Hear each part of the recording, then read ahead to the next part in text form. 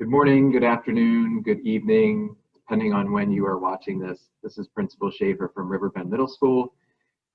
Hey, I wanted to give you a preview of our Q&A session and review several of the topics that we will be discussing tomorrow, Wednesday, October 28th at 4 p.m. This will be a Google Meet to allow everyone an opportunity to get on this Google Meet. Even though we start at 4, we're probably going to officially start about 5 minutes later, so 4:05. I am going to ask that everyone mute their microphone during the Google Meet, and then I will be recording this session tomorrow evening. Some things to talk about. I'm going to talk about our return to school options. Let me preface this by saying that return to school is based on county guidance, so not an individual school. So I don't have the authority right now to say we're going to bring all our kids back or we're going to continue the year 100% distance learning. This is guidance from our school board and superintendent that all secondary schools would follow, middle and high school.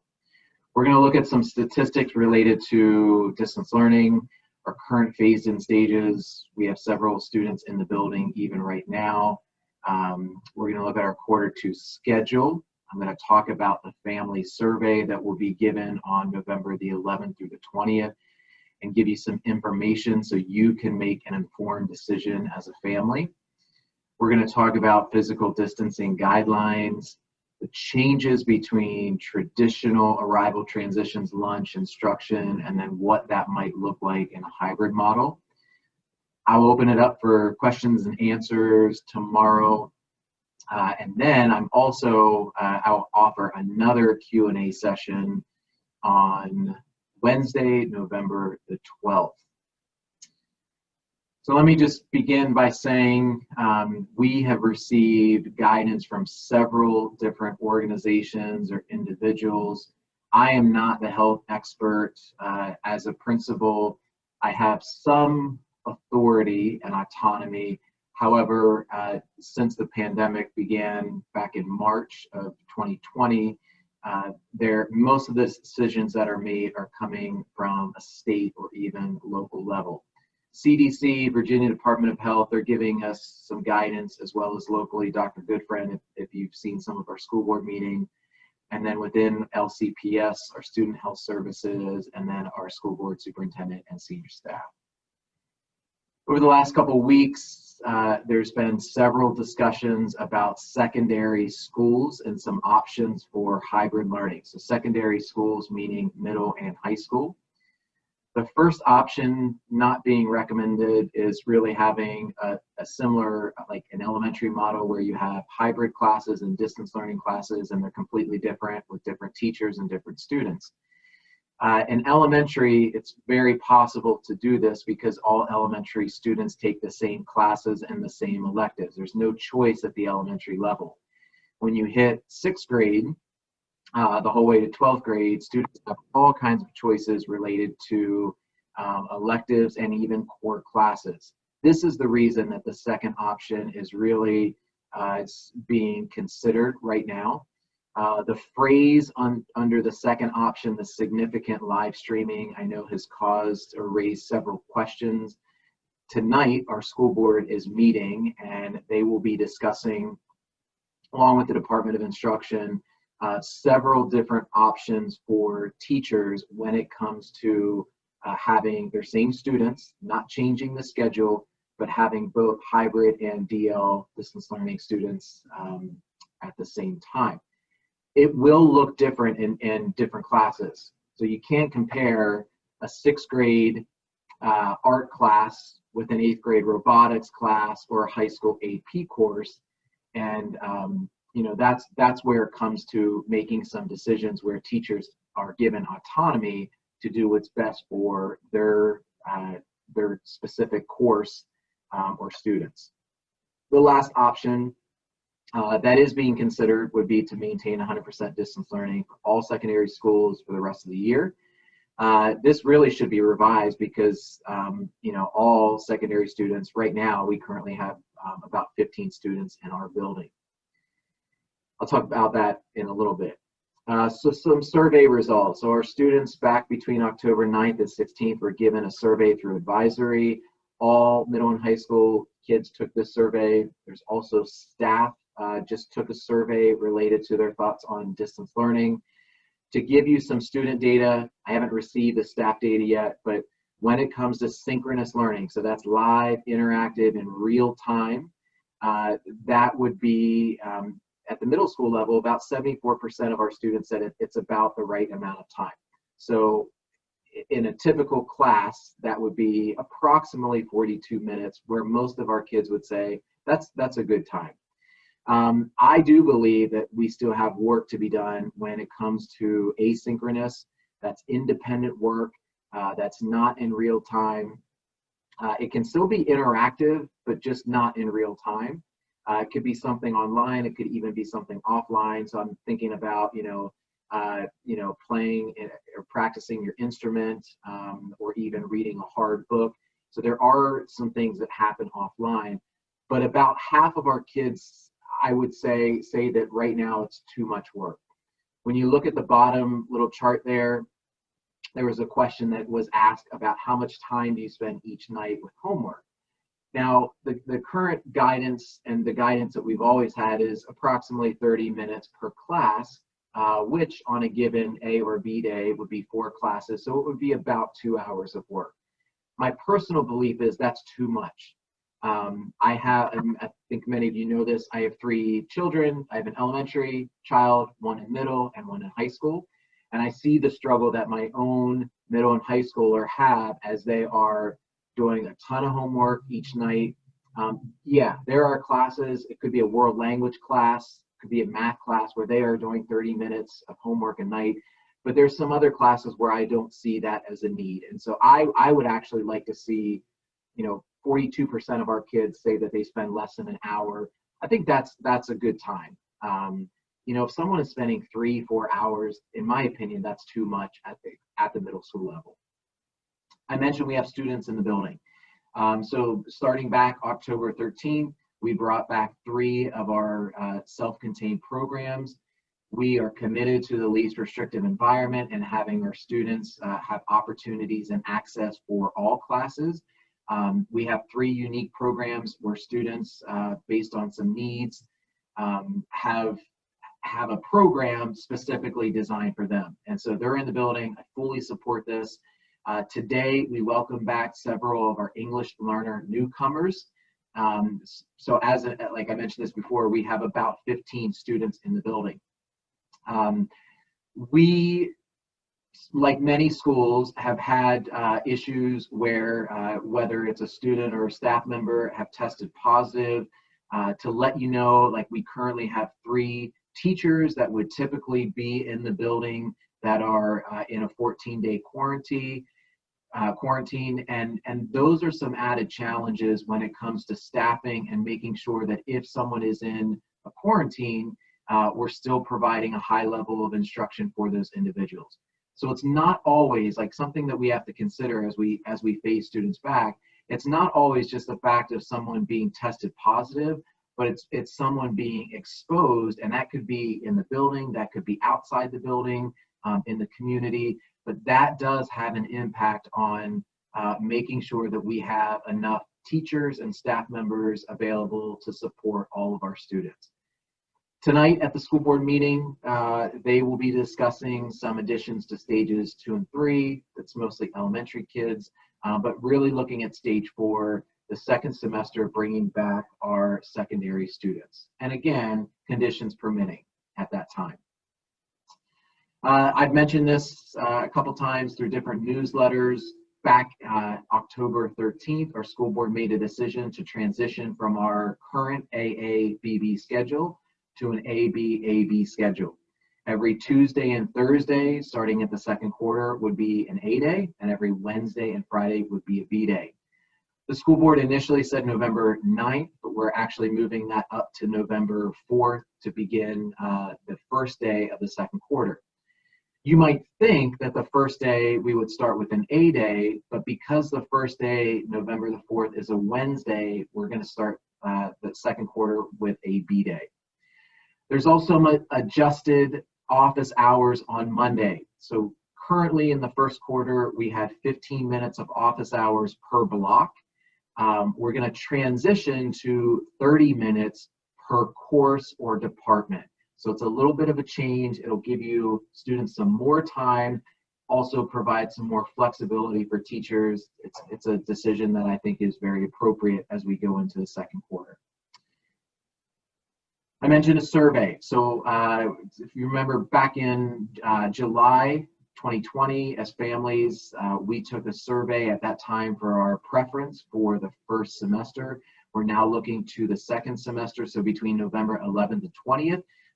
We as parents and guardians will take another survey. Some discussions. I know my little picture here in the corner might block this, but the discussion right now is communities are very different. And based on the data that we receive from these surveys, that will definitely impact the decisions when it comes to planning for large groups of secondary students coming back. Communities are different and in their feelings, so what's happening in Purcellville versus South Riding or Sterling looks very different. Even the sizes of schools. So we have, one school that has, it's close to 950 students. We have another middle school that has over 1,700 students. So the school board tonight, they're going to be discussing, well, what happens if a large number of parents select hybrid? What are some things that we would need to do in order to make that happen? 3 options that will be discussed tonight at the school board meeting. And by Wednesday, hopefully I would have an update on some decisions regarding this. But an option might be to reduce the 6 feet of distancing down to even 3 feet of separation between people. Another option would be reducing the frequency. So the current plan would be to bring students back 2 days a week. So to bring students, a hybrid student, they would attend on Tuesday and Wednesday, A and B, or on Thursday, Friday, an 8A and a B day. If you reduce that to 1 day a week, which is an option to bring more students back, you're missing out on either your A or your B day. So there's some implications at the secondary level. And then the final one would be implement a process of randomly selecting students. So let's say that Riverbend had 600 students that selected hybrid and we can only accommodate 400. We would have a system where we would randomly select 400 students that we could accommodate. Again, these are some questions that may be answered tonight at the school board meeting. To give you some real numbers of what this looks like. At Riverbend, a standard instructional classroom is approximately 730 square feet. There are several different classes that are much larger. So a science lab is much larger, computer labs are larger, music labs are larger. We have some classes like CTE classes are double this size. But on average, the standard classroom, when you have 6 feet in between desks, so the end of the desk to the end of the desk, you're looking at, on average, 11 students per classroom with the current guidelines. If we would interpret the guidelines to be the center of the desk versus the center of the desk, which is really like 4 feet of separation in between desks, now we're looking at about 18. And then that could even be reduced. The school board could say, we're going to go down to 3 feet of separation in between. Now we're talking about 20 kids per classroom. I do want to just mention that I have sent this out a couple of times, starting back really before school started. We know things are going to be different, like that's no secret, but we are committed to not only loving our kids, but we want to keep our students and our staff and our community safe and healthy during this time. So I'm going to present some traditional practices like arrival and lunch and what it looks like traditionally in a classroom versus what it will look like in the hybrid. The intent of this is to be very honest with you, to say that we are going to be strict and we are going to put in protocols to keep our community safe and healthy. These are things that I would say, as a parent, as a guardian, if you are making a decision about hybrid and distance learning, these are some things that you should know. This is what it would actually look like in a hybrid model. So the first thing I want to talk about is arrival.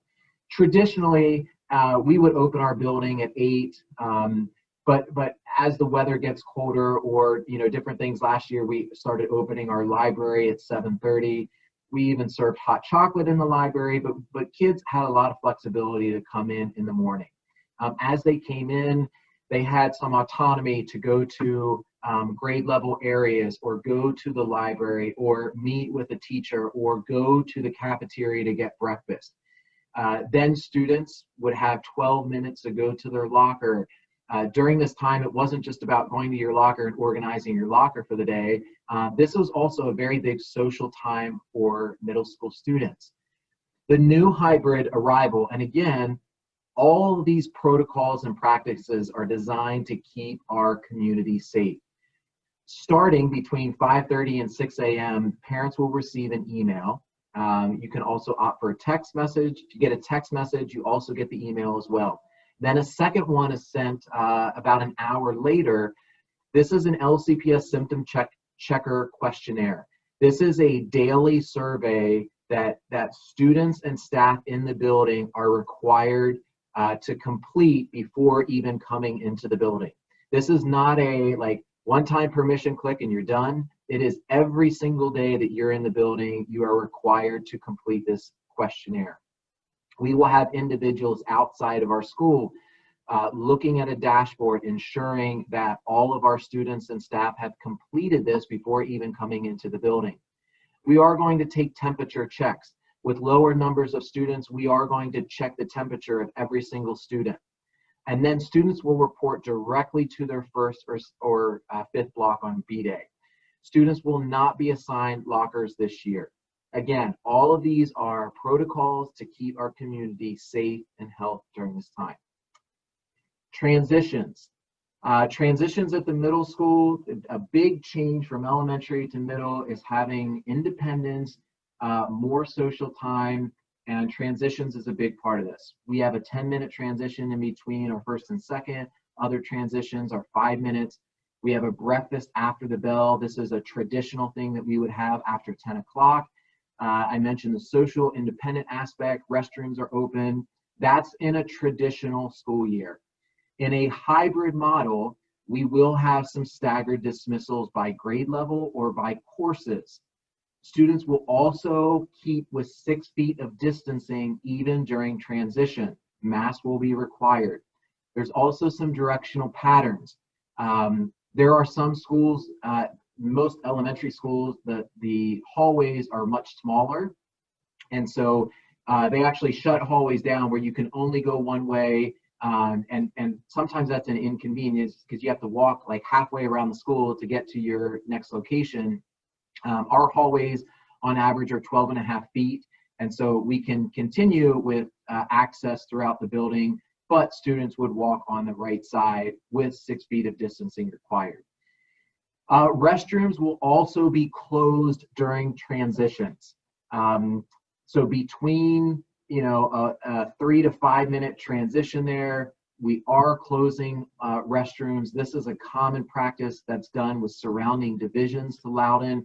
It helps ensure that students are not congregating in the restroom. Restrooms will 100% be open during class time. We will limit that to only 3 people at a time using a given restroom. Lunch. So lunch, again, at a normal traditional lunch is a very social time from recess to free seating. We give the kids lots of choice. I didn't put library on here, but the library is always open during lunch in a traditional year. They don't eat there, but our kids have eaten in the cafeteria, the courtyard at times, and the outback. In the back of the school, we have picnic tables. Many of our kids will even just sit on the ground to eat. They have recess. You can see there the entree selection. That's traditional lunch. In a hybrid model, the time will change. They'll still have 30 minutes. We will include some hand washing during that time. Our cafeteria, based on the current guidelines, can accommodate 60 students. So that means that there could be situations where students would have to eat in a classroom. Students will be assigned seats at individual desks. So the picture below, this is not at Riverbend. This is just kind of an example of people with, individual little stations there. There would be 2 entrees. We would have 1 hot entree and 1 cold entree provided for our students. And then the last thing I want to talk about is what would it actually look like in a class? Again, some of these decisions will be made this evening and into future school board meetings. Some changes, face masks will be required the entire time. So even in a class where distancing is happening, students will not be allowed to take off their mask. Students will carry their backpack with them. We're working on a plan with instruments. There's some instruments like a bass or a tuba. You can't carry that around. So we're looking at some storage options for some larger instruments, some smaller instruments. Kids might carry those instruments with them. We are going to encourage water bottles versus drinking at a traditional water fountain. And then again, restrooms will only be used during class. When it comes to the actual model, I do want to say this. It's not 2 groups, the hybrid and the distance learning kids. It's really 3 groups. So the top chart here provides an example. Like group 1, on Tuesdays and Wednesdays, you would have one group that would be in person in the building. And then you would have another group that would be hybrid students, but they would be learning at home. And then you have a third group that they would be 100% distance every single day. What I want you to know is that our teachers will have some autonomy to tailor their instructional model to meet the needs of that particular class. Again, 6th, 8th grade classes, elective core classes, they look different even in a middle school building. What will not happen is one of these groups will not be abandoned and have to do activities alone. They will all have the support of a teacher. They will all be given the same opportunities. So what will not happen is you won't have a group of hybrid students that are doing some hands-on lab and the kids at home won't have an opportunity to do something like that. Everyone will be doing the same thing. Again, it will look different in different classes. Different models will be discussed even starting tonight from the Department of Instruction. But just know whether you are in the building or you're at home, you will all be doing the same activities. You'll all have the same access and opportunity when it comes to synchronous and asynchronous learning. Now, Wednesday, I'm going to open it up for Q&A. I'm not just going to screen questions and answer certain questions. I'm going to open it up to anything. That means that there's going to be questions that I've never even thought of, questions that I can't answer, questions that I might not have the authority to answer. But it's important to have a forum where families can throw out ideas and suggestions or get questions answered. So I will do my best to answer every question that I can. The questions that are asked, I have no idea. I've never even, maybe something's never even been considered. Those are some questions that I will pass along to whether it's the superintendent or senior staff or school board members, because we want to do everything that we can to provide opportunities, including in-person learning for more and more students as we transition into the second semester. And then I'm going to provide another Q&A session on Wednesday, November the 12th at 6 p.m. Again, like this video, what I'm going to present tomorrow night, what I'll present on November 12th, it will look a little different as school board and central office make some decisions about our transition to hybrid. So if you're able to join me tomorrow night, I want to encourage you to join me at 4 tomorrow, and then on November 12th at 6. I also want to mention that every month at the PTA meetings, you don't have to be a PTA member to attend a meeting, but those are other opportunities where I present just some updates happening in our school and community. And then as time permits during PTA meetings, I also, will take questions. So again, like this is meant to just give you a preview of some things that I'll be talking about tomorrow. I am sure that I'll adjust this presentation tomorrow at some point based on some decisions that are made by our school board. But I'm glad that you could, take a few minutes and, get some updates. And hopefully I'll see many of you tomorrow night.